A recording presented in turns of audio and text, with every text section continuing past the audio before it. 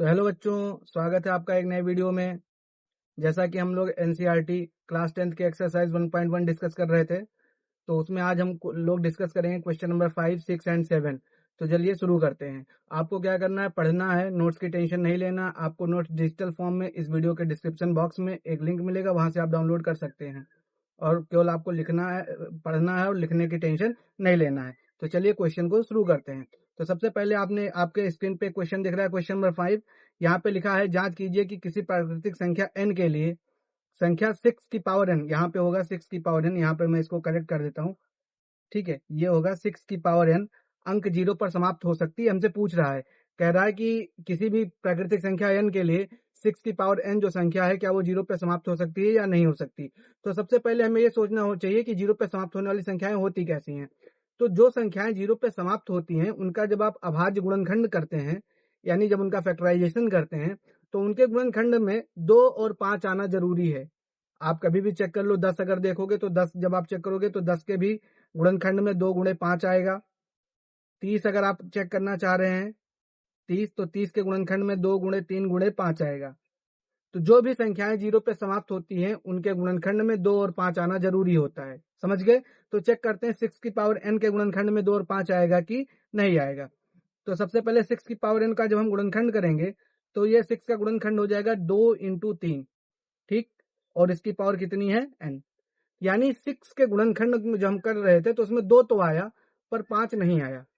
2 और 3 है, 5 नहीं है। जिसमें अगर कोई संख्या 0 पे समाप्त हो रही है, तो उसके गुणनखंड में 2 और 5 दोनों आना जरूरी है। अगर वो नहीं होता तो वो संख्या 0 पे समाप्त नहीं हो सकती। अतः हम कह सकते हैं कि 6 की पावर n, 6 की पावर n के गुणनखंड में, गुणनखंड कैसा गुणनखंड, अभाज्य गुणनखंड। कैसा गुणनखंड, अभाज्य गुणनखंड में 2 और 5 नहीं है, 2 और 5 नहीं है। अतः यह संख्या शून्य पर समाप्त नहीं हो सकती, शून्य पर समाप्त नहीं हो सकती, नहीं हो सकती। ठीक है, ये आ गया हमारा आंसर। अगर इस कॉन्सेप्ट को और आपको और क्लियरिटी से समझना है, तो आप मेरे चैनल पे जाइए, वहां पे पहली वीडियो 2026 सेशन की अपलोड की हुई है, जिसके लास्ट में डिस्कस किया गया है कि 0 पे समाप्त होने वाली संख्याएं। आप वहां से जाके पढ़ सकते हैं। चलिए अगले क्वेश्चन की तरफ चलते हैं।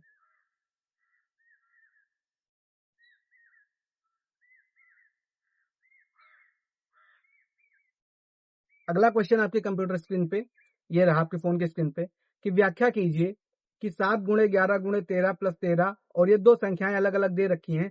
कह रहा है ये बताइए कि ये भाज्य हैं तो क्यों हैं। समझ गए। सबसे पहले हमें ये कुछ क्वेश्चन दे रखा है और बोला है बताओ ये भाज्य संख्या है, अगर है तो क्यों है। तो सबसे पहले हम भाज्य संख्या को अगर समझे, तो भाज्य संख्या का जब हम भी कभी गुणनखंड करते हैं, भाज्य गुणनखंड करते हैं, तो उसमें एक आएगा। एक के अलावा उस संख्या से मतलब 2 से अधिक गुणनखंड आएंगे उसके, तो वो भाज्य होगी। ठीक, 2 से अधिक गुणनखंड आएंगे तब वो भाज्य होगी। और अभाज्य संख्या क्या होती थी, अभाज्य संख्या का जब आप गुणनखंड करते हैं तो केवल क्या आता है, या तो वो संख्या आएगी और या तो एक आएगा। उसके अलावा अगर कोई तीसरी चीज आ गई तो भाज्य संख्या बन जाएगी। अगर एक है और क्या है, एक और उसके साथ वही संख्या, ठीक, तो उसे बोलेंगे अभाज्य। और अगर वही संख्या है उसके साथ भाज्य संख्या भी, मतलब एक वही संख्या है उसके अलावा कोई और संख्या आ गई, तो उसे बोलते हैं भाज्य संख्या। तो सबसे पहले पहली क्वेश्चन यहाँ पे जो पहला पार्ट है, इसको हम लेते हैं, इसको चेक करते हैं कि ये भाज्य संख्या है कि नहीं है। ठीक, तो सबसे पहले मान लेते हैं, माना ये जो संख्या लिखी है इसको मान लेते हैं पी के बराबर। तो पी बराबर मान लेते हैं 7 गुणे 11 गुणे 13 प्लस 13। ठीक, ये मान लिया। अब इसके बाद में क्या करेंगे, यहाँ पे अगर आप देखेंगे तो 13 और 13 कॉमन दिख रहे हैं हमको। 13 और 13 क्या दिख रहे हैं, कॉमन। तो अपन 13 को कॉमन कर सकते हैं। अच्छा, इसके गुणे में तो ये हो गया 13 हमने कर लिया कॉमन। जब हम 13 कॉमन कर लेंगे तो इधर बचेगा केवल 7 गुणे 11 और प्लस में 13 निकल गया, तो इसके यहाँ पर आ जाएगा 1। ठीक, अब अगले स्टेप में क्या हो जाएगा, पी बराबर 13 और 11 सतह 77 और 1 78, समझ गए। तो ये बन जाएगा हमारा 78। तो P बराबर आ गया 13 गुणे 78। P बराबर आ गया 13 गुणे 78। अब ये संख्या जो P है हमारी, ये बन गई भाज्य संख्या। ये हमारी कैसी संख्या बन गई? भाज्य संख्या। क्यों भाज्य संख्या? क्यों बन गई? क्योंकि इसके गुणनखंडन में जो हमने इसका भाज्य गुणनखंड किया तो इसमें एक के अलावा मतलब एक से दो से अधिक 3 फैक्टर आ गए। देखो 13 78 दिख ही रहा है और यहाँ पे चाहो तो आप एक भी लगा दो। तो ये बन गई हमारी भाज्य संख्या। ऐसे दूसरे वाला पार्ट जब आता है उसको भी एक बार कर लेते हैं, उसको भी मैं दिखाता हूँ आपको कैसे। तो इसका जो सेकंड पार्ट है तो उसको मान लेते हैं m मान लेते हैं। ये है हमारा 7 गुणे 6 गुणे 5 गुणे 4 गुणे 3 गुणे 2 गुणे 1 और प्लस में है 5। मैं एक बार क्रॉस चेक कर लेता हूँ यही है कि नहीं है। 7 6 5 4 3 2 1 5, हाँ ठीक है यही है। अब सेम मेथड यहाँ भी लगाएंगे, जो अभी तक ऊपर तक करते आए हैं वही यहाँ पे करेंगे। यहाँ भी 5 को कॉमन कर लेंगे। जब कॉमन करेंगे तो ये हो जाएगा 7 गुणे 6 गुणे 4 गुणे 3 गुणे 2 और प्लस में केवल और केवल कितना बचेगा? 1 बचेगा। अब क्या करना है यहां से हमने 5 को कॉमन निकाल लिया। अब इनका गुणा करो। इनका हमको क्या करना है? गुणा करना है। तो अगले स्टेप में गुणा भी कर लेते हैं। तो m बराबर हो गया 5 इंटू ये 7 7 छक 42। अब इसको गुणा करेंगे तो 7 गुणे 6 गुणे देखो 2 3 6 6 चौके 24 24 और प्लस में 1, ठीक। तो m बराबर अब इसका जब गुणा करोगे तो 5 गुणे 7 छक कितना होता है? 42 और गुणे में हो गया 24 और प्लस में हो गया 1, ठीक। अब इतना काम तो मैंने कर दिया, बाकी काम मैं आपके लिए छोड़ता हूँ, कुछ आप भी तो करो। इसमें अब करना क्या है? इसका गुणा करके जो भी आएगा उसको यहाँ पे लिखेंगे, ठीक। ये आपका काम है, ये आपका काम है। गुणा तो कर ही सकते हो, 10वीं में पहुंच गए। अब इसको जब आप गुणा कर लेंगे, गुणा करने के बाद फिर देखेंगे तो इसमें भी 2 फैक्टर बन रहे हैं, समझ गए। m के भी कितने फैक्टर बन रहे हैं? 5 के अलावा एक संख्या और आएगी, अतः ये क्या बन जाएगा? भाज्य संख्या बन जाएगी। ये भी बन जाएगी भाज्य संख्या, ठीक। तो ये रहा इसका सॉल्यूशन। अब चलते हैं अगले क्वेश्चन पे। Question number 7। आपके स्क्रीन पे क्वेश्चन दिख रहा है, अच्छा क्वेश्चन है, बोर्ड एग्जाम में आ सकता है। ये इंपॉर्टेंट क्वेश्चन है, ये एक अच्छा क्वेश्चन है, इंपॉर्टेंट क्वेश्चन है, ये बोर्ड एग्जाम में आ सकता है। लिखा हुआ है किसी खेल के मैदान के चारों ओर एक वृत्ताकार पथ है। मतलब यहाँ पे कोई एक ऐसा सर्कुलर रास्ता बना हुआ होगा और इस मैदान का एक चक्कर लगाने में सोनिया को 18 मिनट लगते हैं, जबकि इसी मैदान का एक चक्कर लगाने में रवि को 12 मिनट लगते हैं।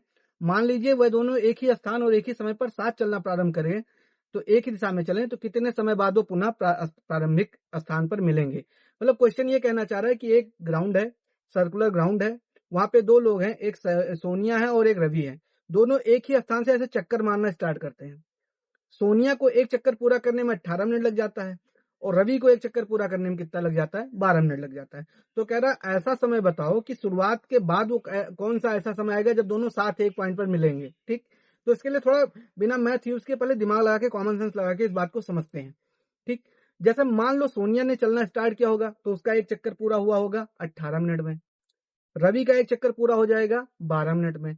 इसका मतलब सोनिया और रवि को तो पकड़ नहीं पाएगी। कैसे? मैं यहाँ पे समझाता हूँ। जैसे मानो ये है सोनिया, ठीक। सोनिया ऐसे चली और उसको यहां पहुंचने में कितना लग जाएगा? 18 मिनट। और रवि जो है वो जब तक रवि सबसे पहले 12 मिनट में इसे क्रॉस कर जाएगा, समझ गए। रवि उस इस स्टार्टिंग पॉइंट को रवि 12 मिनट में क्रॉस कर जाएगा, जबकि सोनिया वहां पे पहुंचने के लिए फिर से कितना समय लेगी? 18 मिनट लेगी। इसका मतलब यहाँ पे तो नहीं मिलन होगा। फिर अब दूसरा चेक करते हैं। जब मान लेते हैं कि रवि 2 चक्कर पूरा कर ले और सोनिया 2 चक्कर पूरा करे, तब देखते हैं क्या होता है। रवि जब 2 चक्कर पूरा करेगा तो रवि के हो जाएंगे 24 मिनट और सोनिया जब 2 चक्कर पूरा करेगी तो रवि के हो जाएंगे सोनिया के हो जाएंगे 36 मिनट। इसका मतलब अभी भी सोनिया नहीं मिल पाएगी रवि से, क्योंकि एक ही पॉइंट पे होना जरूरी है।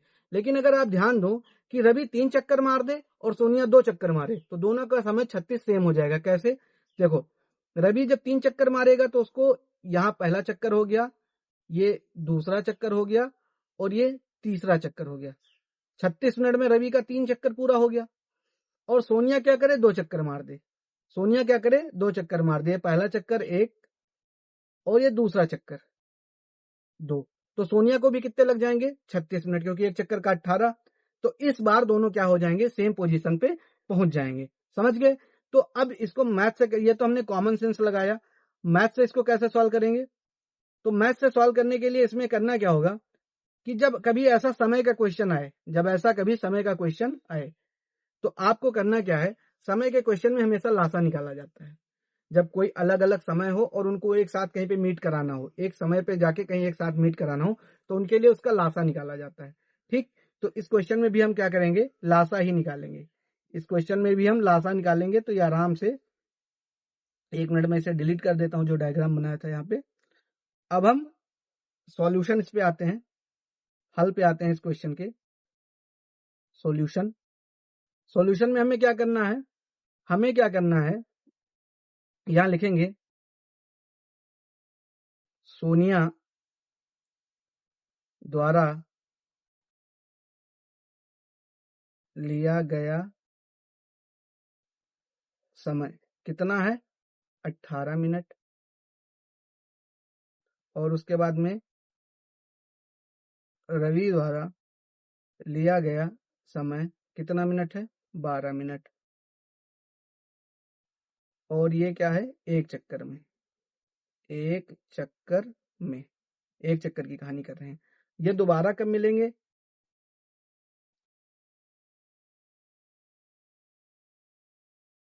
दोबारा मिलेंगे कब,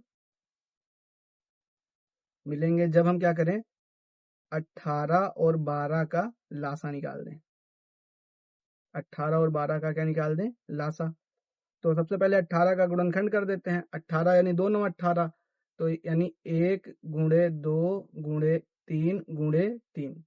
और जब 12 का लासा निकालोगे तो ये हो जाएगा 4 3 12, यानी 1 गुणे 2 गुणे 2 गुणे 3। अब इस पे क्या करते हैं, इसको एक बार पावर फॉर्म में लिख देते हैं, ज्यादा अच्छा रहेगा। तो 18 बराबर हो जाएगा 1 गुणे 2 गुणे 3 की पावर 2। और 12 बराबर हो जाएगा 1 गुणे 2 की पावर 2 गुणे 3। अब इसका लासा निकालते हैं, इसका निकालते हैं लासा। जब लासा निकालेंगे तो देखेंगे कॉमन क्या क्या है। तो सबसे पहले तो एक कॉमन मिल गया, ये एक को लपेट लो। फिर उसके बाद में अब ये 2 कॉमन है, यहाँ भी है यहाँ भी है, लेकिन लेंगे क्या, लासा में बड़ी पावर। तो बड़ी पावर मतलब 2 की पावर कितनी हो जाएगी, 2 गुणे यहाँ भी 3 है और यहाँ भी 3 है, लेकिन हमको लेना कौन सी है, बड़ी पावर। तो बड़ी पावर का मतलब क्या हो गया, 3 की पावर 2 को ले लेंगे। तो ये हो जाएगा 1 गुणे 2 का स्क्वायर मतलब 4 और 3 का स्क्वायर मतलब 9।